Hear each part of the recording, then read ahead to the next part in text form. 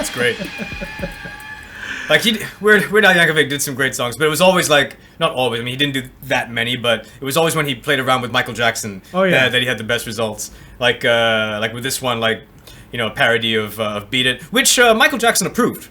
Yeah, like he showed it to Michael Jackson. And Michael Jackson was like, "I find it amusing." You know, like apparently, he always tries to get the approval. He also did "Bad" and turned it to "Fat." Yeah. Fat's great. Oh yeah. He also wanted to do a version like Black or White.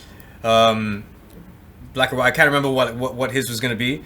But Michael Jackson heard it and he's like, no. I'm not giving you approval. No, but the main reason Michael Jackson didn't want to give him approval for Black or White was because Black or White was the social message. Yeah. And he was scared. He was scared that like if there was a parody that it would cheapen the social message. But Fat's another really good one. Mm-hmm. He's got that. It's like, when I sit around the house, I really sit around the house. You know I'm huge, I'm fat. It's great. What I would have thought would be really cool with this video is that if they'd gotten the same actors to play the thugs. Right. Because they got lookalikes. Yeah, they got lookalikes. So it's like, did get the same guys. They got the same guys. I mean, I don't see no reason why you couldn't get the same guys. You know, paycheck's a paycheck. Yeah. Would have been cool. But they're probably Michael Jackson trained backup singers, so they're probably pretty expensive. Probably really expensive. But it's actually when you listen to it, I mean, like I think sometimes people underestimate just how difficult it is to do a good parody. Yeah. And, you know, it's... Because that is like... Shot for shot. Shot for shot. Shot for shot. Note for note. Yeah. It's just there's some farting sounds in between. Yeah.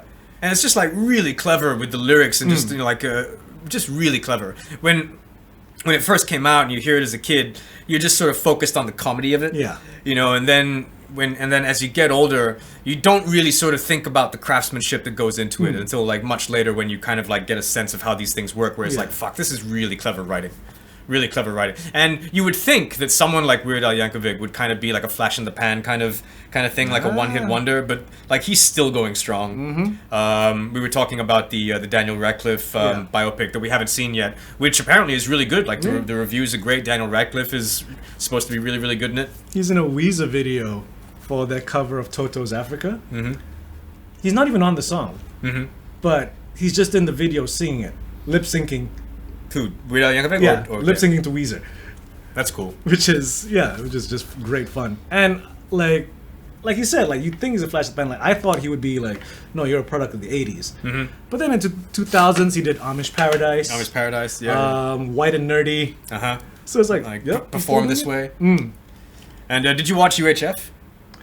I remember, like, that's one of those movies which I caught halfway on TV. Mm-hmm. So yeah, it was like, oh, it's Weird Al Yankovic. And then like, what's this? What's going on? Like he was that popular at one point that he got to headline his own big budget Hollywood film UHF, which was a flop when it came out, but has since become like a little bit of a cult classic. I mean, it's worth fun. It's worth checking out. Worth checking out. It's not. I mean, I won't say it's a great film.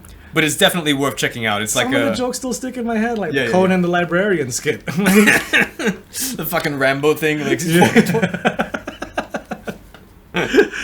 oh man! But that's my funny pick for this week. Weird Al Yankovic, eat it.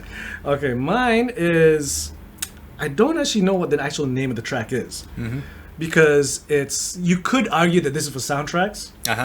But to me, like it deserves to stand on its own in the obscure weird category. Right. So this is the intro musical segment of the Aqua Teen Hunger Force movie. Okay.